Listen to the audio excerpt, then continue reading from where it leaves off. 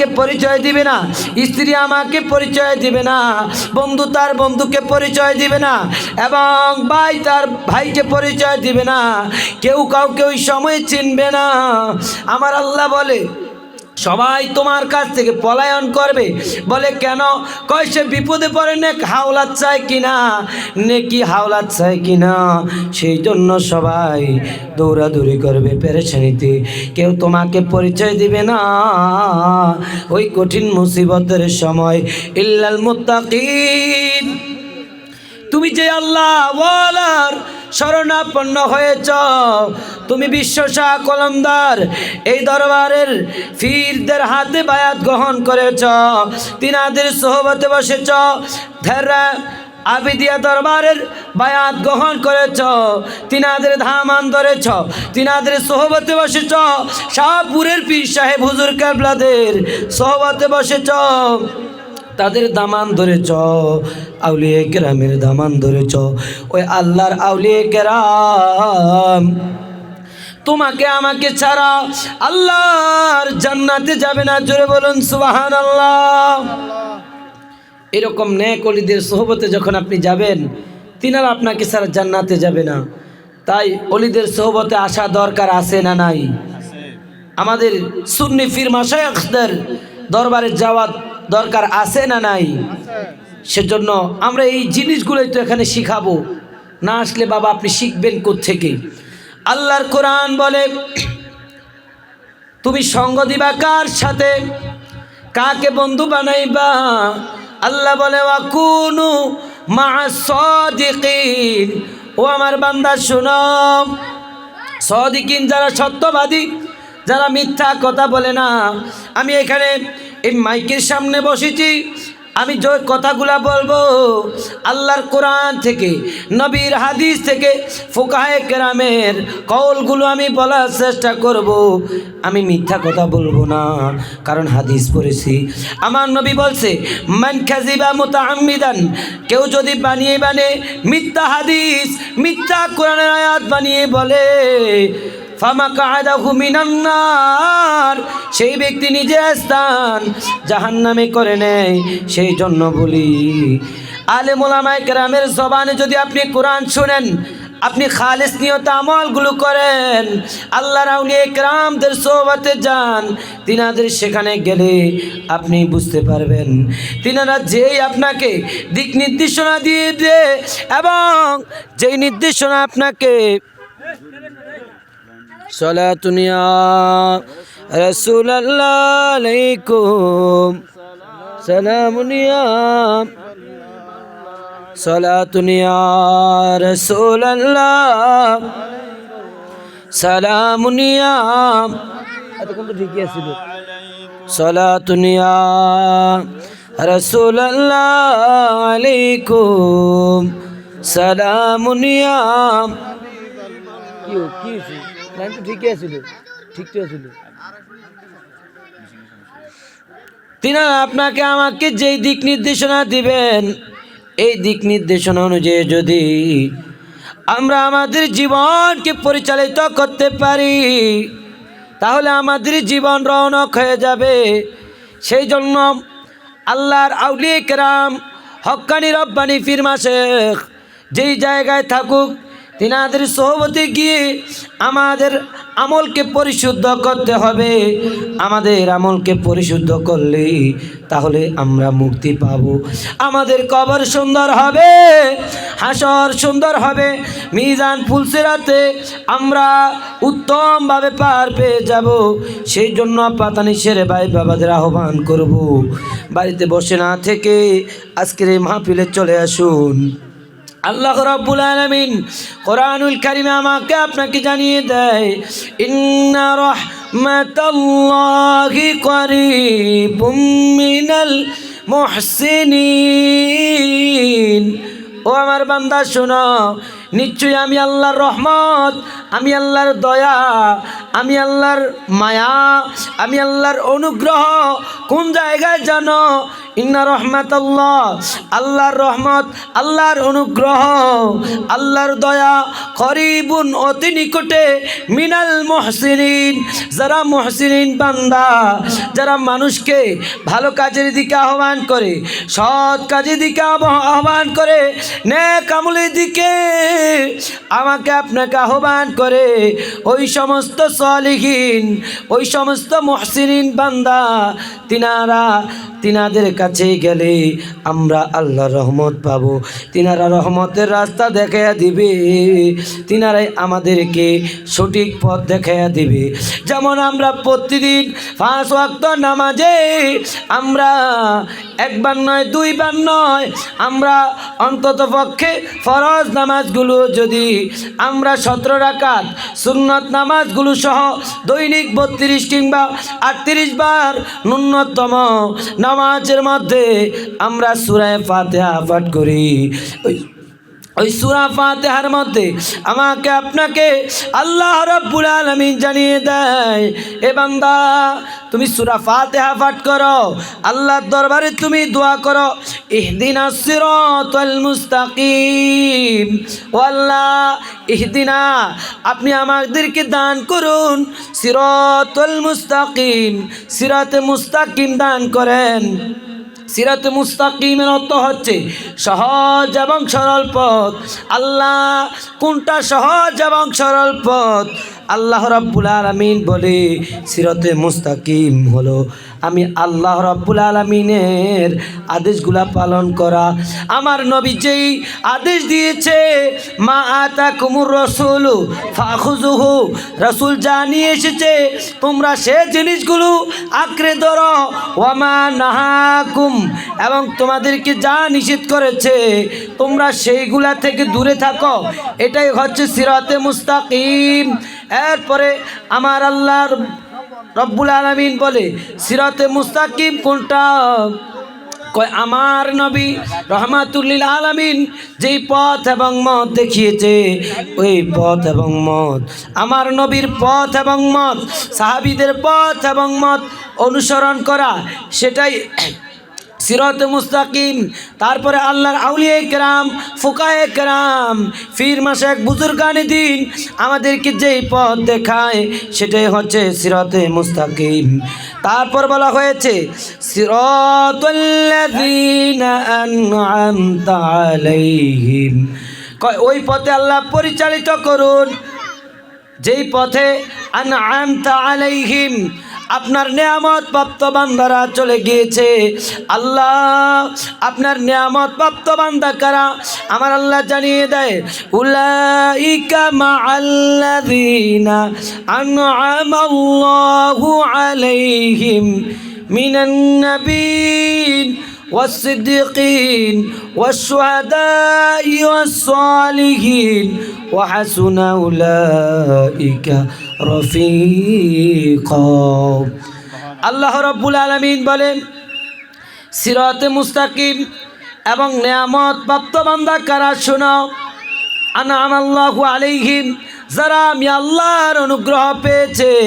1 নম্বরে মিনান নাবিয়্যিন, নবীগণ, ওয়াসিদ্দিকিন, এবং সিদ্দিক যারা সত্যবাদী, যারা আল্লাহর দ্বীনের পথে আহ্বান করে, সত্য কাজের দিকে, সত্য পথে আহ্বান করে, সিরাতুল হক, সত্য পথের দিকে, হকের পথের দিকে, আকায়েদে আহলে সুন্নাহর দিকে যারা আহ্বান করে, আমার আল্লাহ বলে তারাই হচ্ছে সাদিকিন, যারা আল্লাহর নির্দেশগুলো মানুষের মাঝে পুঙ্খানুপুঙ্খানুভাবে পৌঁছিয়ে দেয়, নবীর দ্বীনের দাওয়াত সঠিকভাবে পৌঁছিয়ে দেয়, ওই তারাই হচ্ছে সাদিকিন।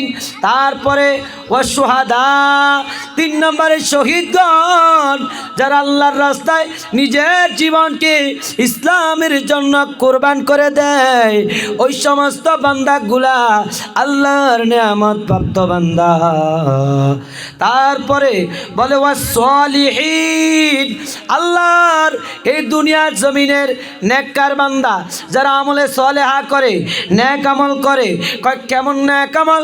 কয় আমি আপনি যখন ঘুমিয়ে যাই, আমি আপনি ঘুমিয়ে যাওয়ার পর দুনিয়ার মানুষ যখন গভীর ঘুমে বিভোর হয়ে যায়, ওয়ামিনাল লাইলি ফাতাহাজ্জাদ বিহি নাফিলাতাল লাক আসা আইয়াবআসাকা রাব্বুকা মাকামান মাহমুদা।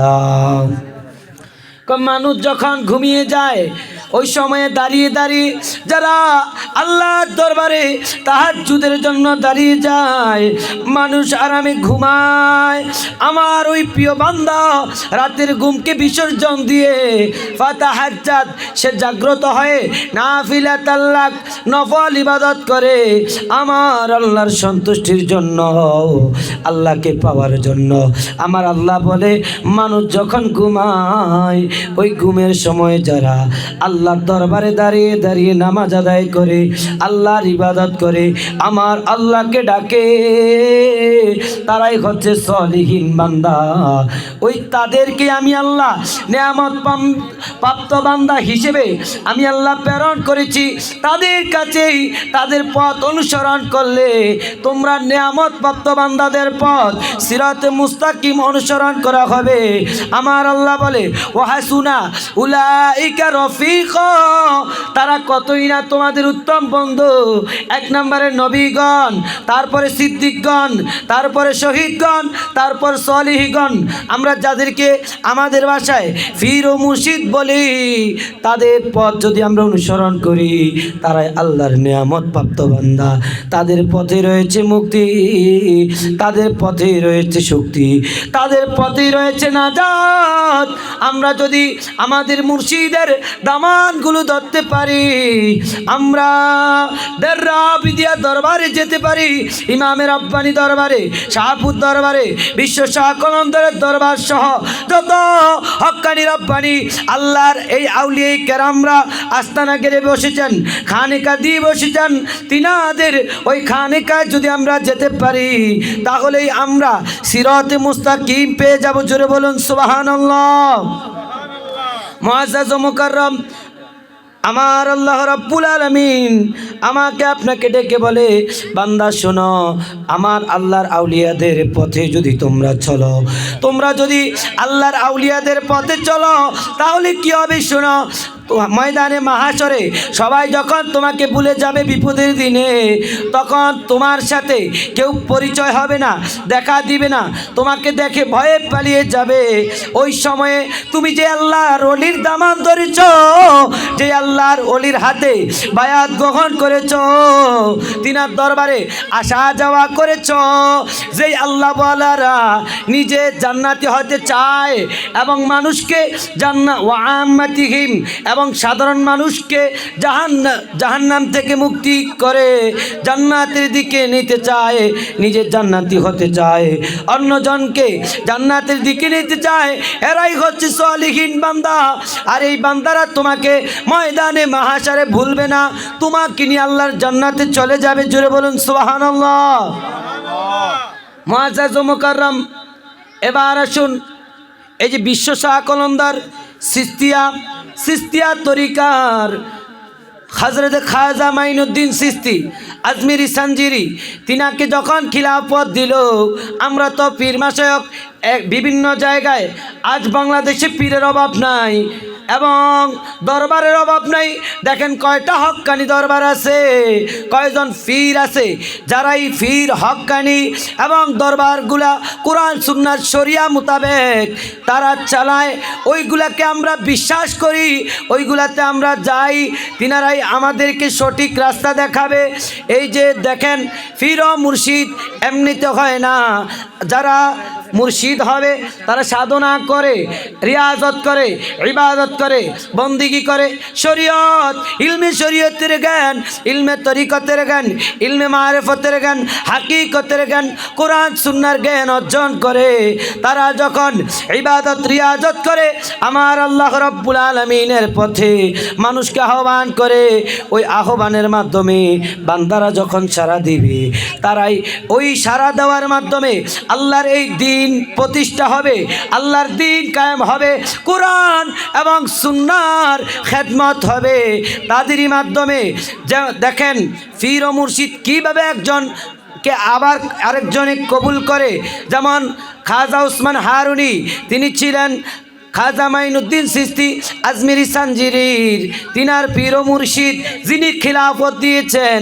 তিনি একদিন চিন্তা করলেন, হায় রে, আমার তো বয়স অনেক হয়ে গিয়েছে, আমি তো চলে যাব, আমার আল্লাহর বিধান অনুযায়ী আমাকে আল্লাহর এই জমিন থেকে পর্দা গ্রহণ করে মৃত্যুবরণ করতে হবে, ইন্তেকাল শরীফ আমার হয়ে যাবে। আল্লাহর ওলিরা জানে তারা কখন মৃত্যুবরণ করবে, আমার আল্লাহ তাদেরকে সংকেত দিয়ে দেয়। তিনি চিন্তা করলেন, আমার পরে খেলাফতের দায়িত্ব কে নিবে? তিনি চিন্তা করলেন, উপযুক্ত একজন আমার চাকরির দরকার, আমার একজন ছাত্র দরকার, যেই ছাত্রের মাধ্যমে আল্লাহর লিইলাই কালিমাতিল্লাহ, আল্লাহর কালিমা, আল্লাহর ওয়াহদানিয়তের পতাকা উত্তোলন করবে, রিসালাতের পতাকা উত্তোলন করবে।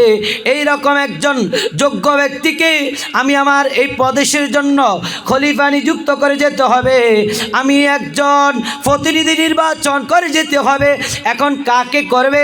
তিনি চিন্তা করলেন, আমার এই ভক্ত মুরিদানদের মধ্যে, এই উপস্থিত মানুষের মধ্যে তো পরীক্ষা করে যাচাই বাছাই করে যেই ব্যক্তি উপযুক্ত হবে আমি তাকেই নির্বাচন করব।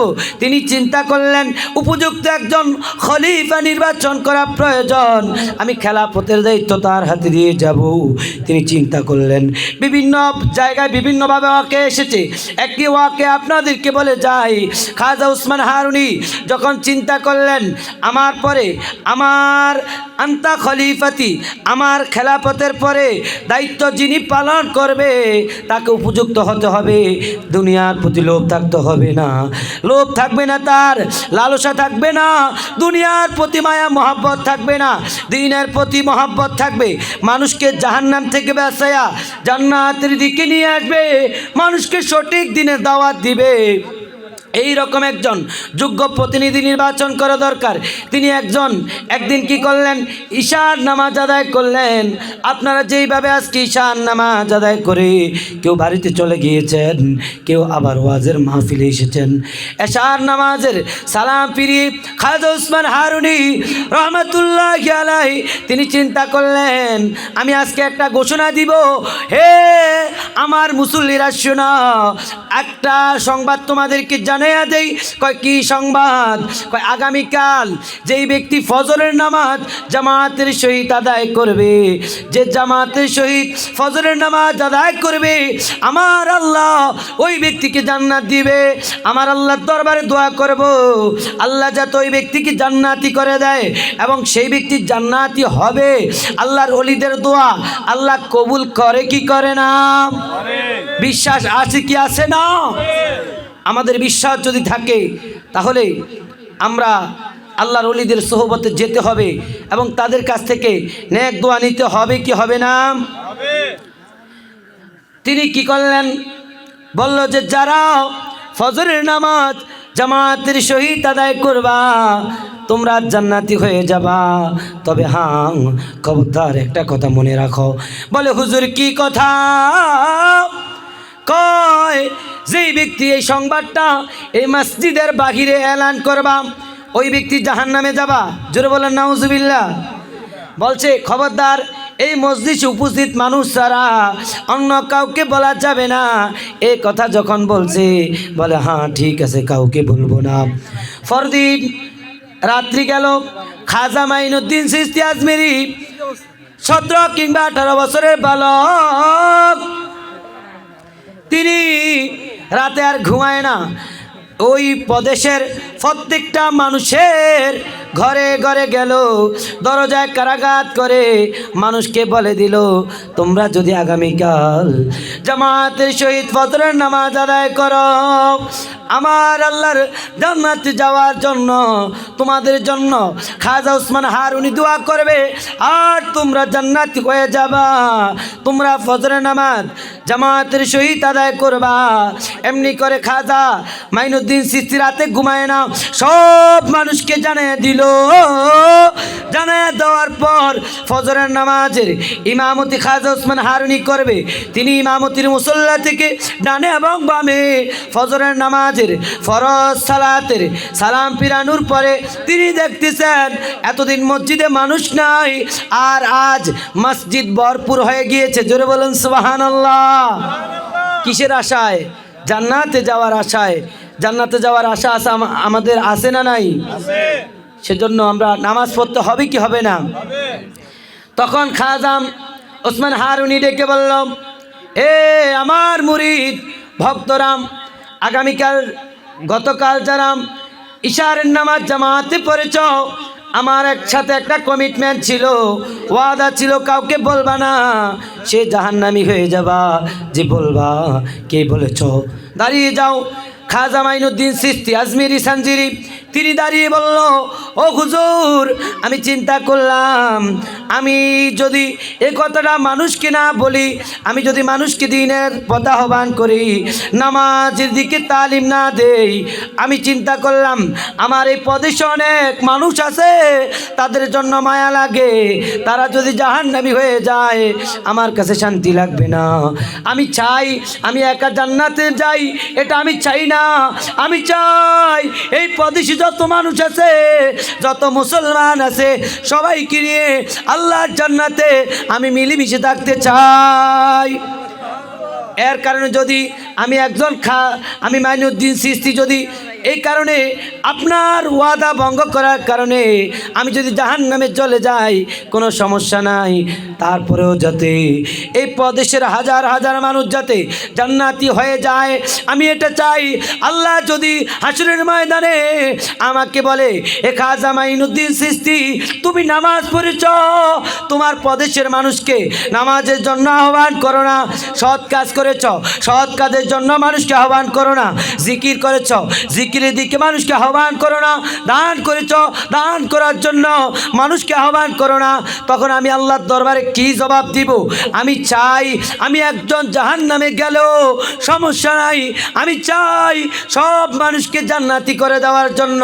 আপনি আমাকে এখন ক্ষমা করছেন কি না? বলে, হ্যাঁ আমি তোমাকে ক্ষমা করে দিয়েছি। বলে, হুজুর আল্লাহর ওলিরা তো এমন হয়।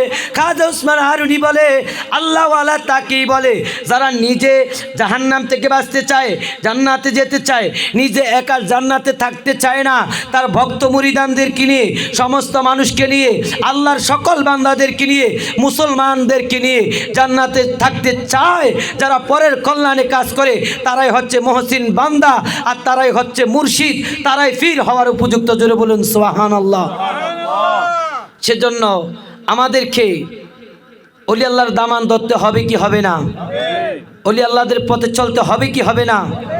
মুআজ্জাজ মুকাররম, আমি যে আলোচনা করেছি সোহবতে থাকলে কি হয়, অলির সোহবতে গেলে কি হয়। আল্লাহর নবীর একজন সাহাবী, আমার নবী যুদ্ধে বের হয়ে যাবে, যুদ্ধে বের হয়ে যাওয়ার সময় ওই সময়ে নবীর কাছে একজন রাখাল এসে বলল, ইয়া রাসূলুল্লাহ, ইয়া হাবিবাল্লাহ, ও মায়ার নবীজি, ও গো দয়ার নবীজি, আমি চাই জান্নাতে যেতে। আমি জান্নাতে যাওয়ার জন্য কি করা? আমি যদি এই মহৎ ইসলাম গ্রহণ করি আমাকে আল্লাহ জান্নাত দিবে কি দিবে না? বলে, হ্যাঁ আমার আল্লাহ তোমাকে আল্লাহর প্রিয় বানায়া জান্নাত দান করবে। তখন ওই ব্যক্তি বলল, ইয়া রাসূলুল্লাহ, আমাকে মুসলমান বানিয়ে দেন। আমার নবী কালিমা পড়ে ওই ব্যক্তি ব্যক্তিকে মুসলমান বানিয়ে দিল। ওই ব্যক্তি যুদ্ধের ময়দানে চলে গেল, যুদ্ধের ময়দানে শাহাদাত বরণ করলো। শাহাদাত বরণ করার পর সাহাবায়ে কেরাম ওই সাহাবীদের ওই রক্তাক্ত দেহ মোবারকগুলা একটা একটা খুঁজে খুঁজে এক পাশে নিয়ে আসে। আর হঠাৎ দেখতে পারে নবজে মুসলমান যেই সাহাবী মুসলমান হয়েছে মাত্র, তারপরে যুদ্ধের ময়দানে চলে গিয়েছে, আল্লাহর মহব্বত নিয়ে কালিমা পড়েছে, নবীর মহব্বতে কালিমা পড়েছে, নবীর সোহবত নিয়েছে, নিয়ে এসে যুদ্ধের ময়দানে গিয়ে শাহাদাত বরণ করেছে। ওই ব্যক্তিটাও ওই জায়গায় মৃত্যুবরণ করে আজ মাটিতে পড়ে আছে। আমার নবী বলে, ইয়া রাসূলুল্লাহ, ইয়া হাবিবাল্লাহ, সে তো মুসলমান হওয়ার পর আর কিছুই করতে পারে না, এখন কি করা? এই ব্যক্তি আমল করতে পারে না, এই ব্যক্তি জান্নাতে যাবে কি যাবে না? ইয়া রাসূলুল্লাহ, আপনার কাছে জানতে চাই। আমার নবী রাহমাতুল লিল আলামিন বলে, দহাকা রব্বুনা আলা রাজুলিন, আমার আল্লাহ এই ব্যক্তিকে দেখে আসমানের মধ্যে ফেরেশতাদেরকে নিয়ে হাসতেছে। জোরে বলেন সুবহানাল্লাহ। কেন হাসে? বলে এই ব্যক্তি মাত্র ইসলাম গ্রহণ করেছে, নবীর সহচর্য পেয়েছে, সে ব্যক্তি মা সল্লা ও অমা সমা, সে নামাজও পড়ে না, রোজাও রাখে না, তারপরে আমার আল্লাহ তাকে জান্নাত যে দান করেছে, ফেরেশতারা টানাটানি লাগানি শুরু করে দিয়েছে, তাকে টেনে হেসড়ে জান্নাতের দিকে নিয়ে যায়। কে কার আগে তাড়াহুড়া করে তাকে জান্নাতে নিতে পারে, এইরকম প্রতিযোগিতা ফেরেশতারা লেগেছে। বলে কেন? ইয়া রাসূলুল্লাহ, আমার আল্লাহ রাব্বুল আলামিন বলে সে নবীর সংস্পর্শ পেয়েছে, নবীর সোহবতে সামান্য সময় থেকেছে, নবীর চেহারা দেখেছে, নবীর কথা শুনে সে কালিমা গ্রহণ করেছে, জান্নাত লাভের আশায় আমার আল্লাহ তার এই নবীর সহচর্য পাওয়ার কারণে, নবীর সোহবত পাওয়ার কারণে, নবীর চেহারার এত মায়া মহাব্বত ছিল, এত দয়া ছিল, রহমত ছিল, এই নবীর চেহারার দিকে তাকানোর কারণে, সোহবতের কারণে আল্লাহ তাকে জান্নাত দান করেছে। জোরে বলুন সুবহানাল্লাহ। সেজন্য ওলিদের সোহবতে যেতে হবে কি হবে না?